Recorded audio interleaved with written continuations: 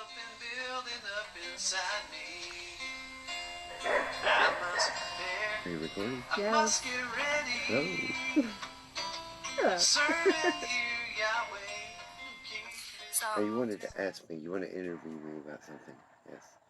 Yes, because he was telling me the story when he was day 8 on the PINHOTI trail. Day 9. Oh, well, it was between day 8 and day 9. Yes. Like, Day you called me in the middle of the night. Yes. And you didn't want to tell me why you wanted to speak with me all night. I was like thinking, hey, we're going back to our dating days there. Yes, I gotta speak to her, gone from her 24 hours. Yeah, I can't be away from you, huh? No, Yeah. but tell us, what was the real story? Why did you call me, and what actually happened? Well, the reason I called you is because, okay, me and Red we're dead dog tired, you know. We're Literally dog tired. dog tired, yes, literally dog tired, and we're laying there, and we hear this off in the distance.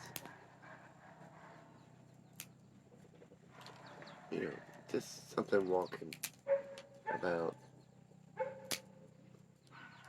60, 70 feet away.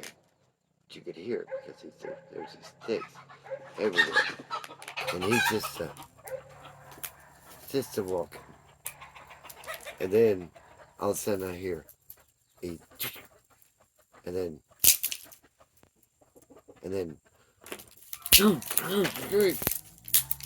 I can't do the stick fast enough.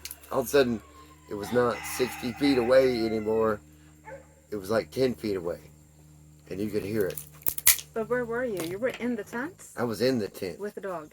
Yes, with the dog. And we had our flaps open because condensation, and so we could see movement out there, but we couldn't see what it was.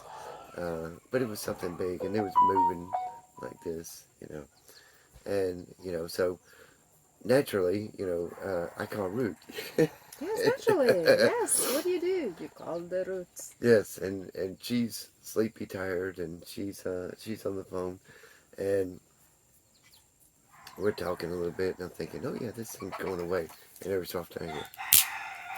But then the topper on it was that I could hear its stomach growling. You're saying, do you have any idea like how big this was? I mean, you're doing the sticks kind of like loud, so it's kind of like it's a bigger thing? Yes, it's a big thing. It's a large animal. You know, at that time I wasn't sure if it was a deer or a bear or a mountain lion or Bigfoot. I don't know. Yes, Bigfoot. I wasn't quite sure because it ran up on us so quick. It only took like 5 steps to cover like, you know, 50, 60 feet. This is like, doo, doo, doo. And then, you know, it's slowing down. And he got there, and these sticks, you know, there's sticks everywhere on the PINHOTI. There's no problem finding firewood there at all, because you walk anywhere, you're going to be stepping on little sticks.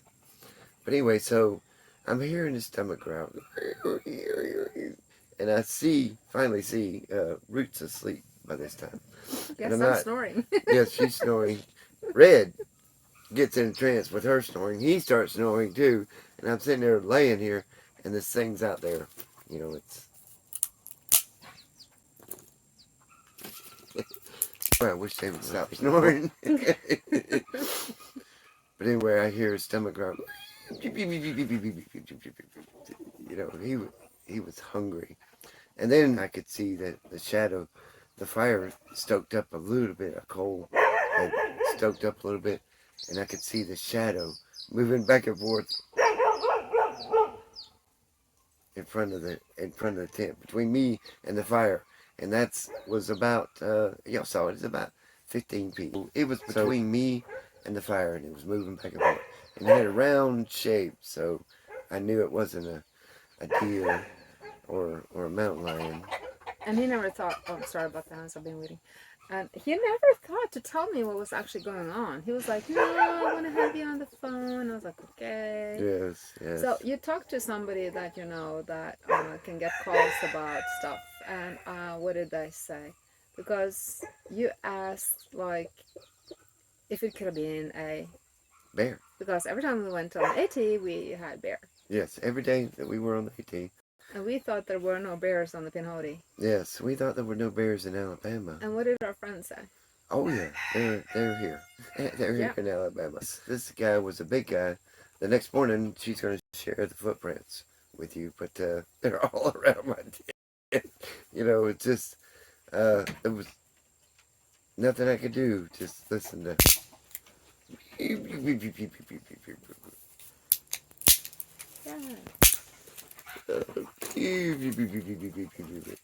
And that's pretty intimidating. So what happened? What happened? I ended up going to sleep. Did he go away, or did he just pass out of fatigue? I think I passed out of fatigue, but actually I believe that he couldn't get close enough to the tent. Yeah. Because we prayed for a hedge of protection around his tent before he went, so we believe in that.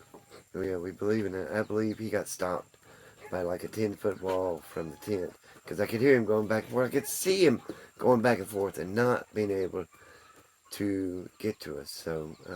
And he still wants me back on the PINHOTI trail. Yes. Yes. Sorry about that. Somebody didn't put on their mute. Yes, didn't put on their mute. So doing YouTube for how many years? Yeah. But anyway, so we're now going to show what happened on day 9, and you reached the stairway to heaven. Yes. But what do you say to people after you actually encountered a bear on the PINHOTI trail trying to charge you in the tent? I mean, is it something? I mean, what are your thoughts about that? I don't think you have to be afraid of these black bears on the PINHOTI trail. You know, they're not. I don't know that I've heard of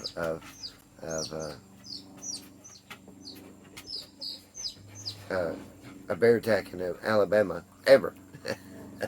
I think that the lesson for everybody walking on the trail is don't leave food. Like, don't feed the bears, because they will come to the campsites and associate it with food, and they will associate. Sometimes you do it. When I got to the campsite, I thought it was weird because all the firewood was all spread out all around the fire ring. And I thought, well, that's weird. All the firewood's all spread out here. Apparently, he'd been digging in there, you know, and found something in the fire ring. So we don't leave anything behind. No, not a tea bag, no, nothing. Yes, so this could have been problematic because of the fire ring or him digging, finding something. But it wasn't, and everything was fine. And we're going back to the PINHOTI. He's going to drag his wifey back on the PINHOTI. Yep. Yeah. I don't know what to think about that. But I'm not scared per se, but maybe it's a warning for people to keep their eyes open and don't leave your food out in the open. If you find an aggressive bear, it's probably going to be a mother or a bear that's starving. So, you know, just don't give him food. You're just going to teach him to come to us to get food. Okay, well, we'll see you on the trail again. Yes. But here, the rest of day 9 on the PINHOTI trail. Oh, by the way, how far did you get? How far from the 7 terminus is the Stairway to Heaven? You started at 70... 79.7. You ended on 79.7 Ended on day 8. On day 8, yes. And then I went to Cheehaw, and that was another stairway. Stairway Heaven was only a mile from there, a mile, 1.1. But then it went up, straight up. It was up. It was switchbacks all the way up. It was the most challenging part of the PINHOTI trail that I've been on so far. But for now, day 9, and then we will see you later on the PINHOTI. Yes.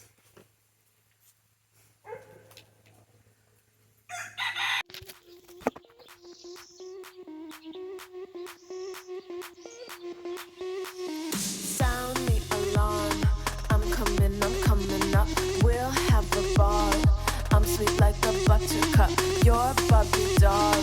Show them all what I'm made of. Strut down the hall. Won't stop till I get enough. I wanna live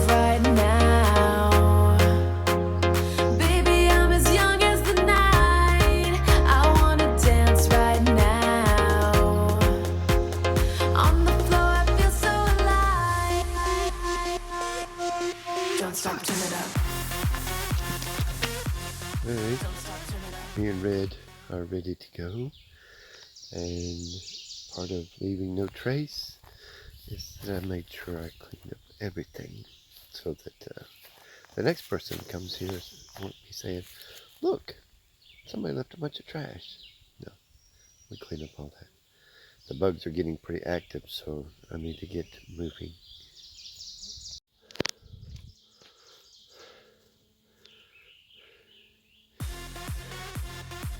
In the campsite. Don't stop, turn it up. Sorry to be huffing and puffing, Don't stop, but turn it up. this was all uphill. I'm coming up. We're going hard. Pour some more into my cup.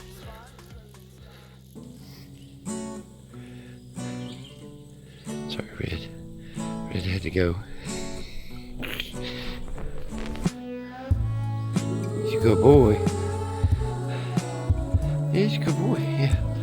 But I wanted to show you how steep this was. It's like a set of stairs, maybe even steeper. I'd have to do the geometry to figure it out. But I believe this is higher than 7-Eleven.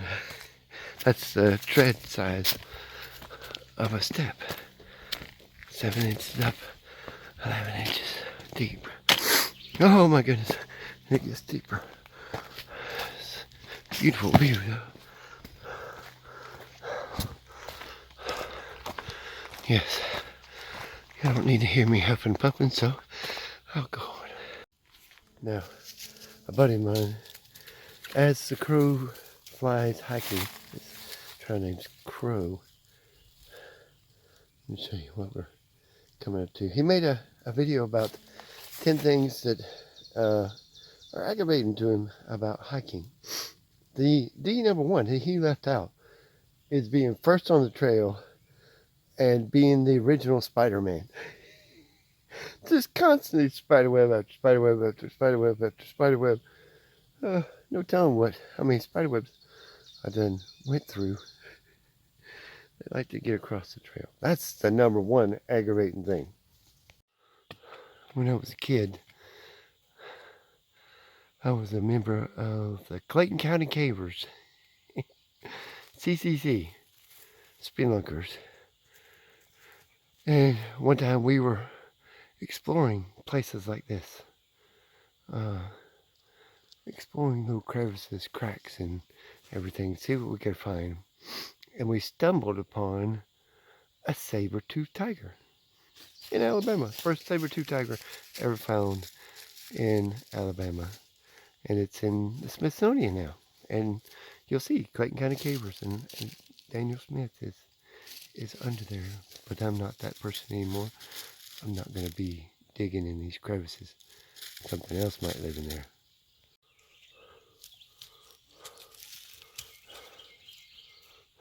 This is the trail. See the blue blaze up there? This is it. Maybe find him a little water coming out of a rock.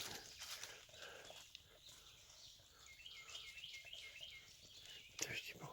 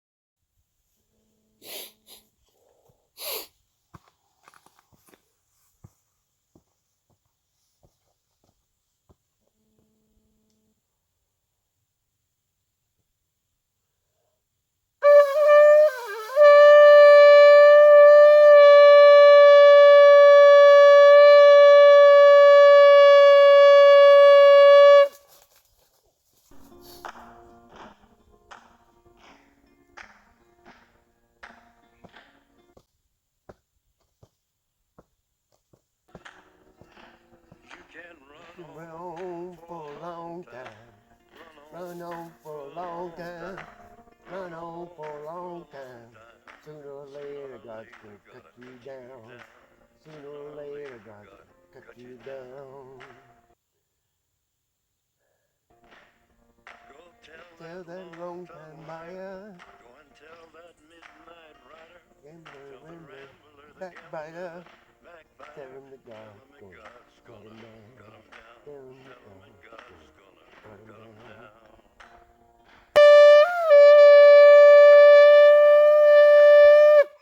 Yeah!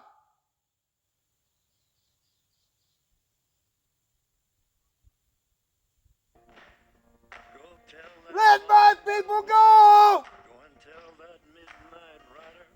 Tell the rambler, the gambler, the backbiter. Tell him that God's gonna cut him down. Tell him that God's gonna cut him down.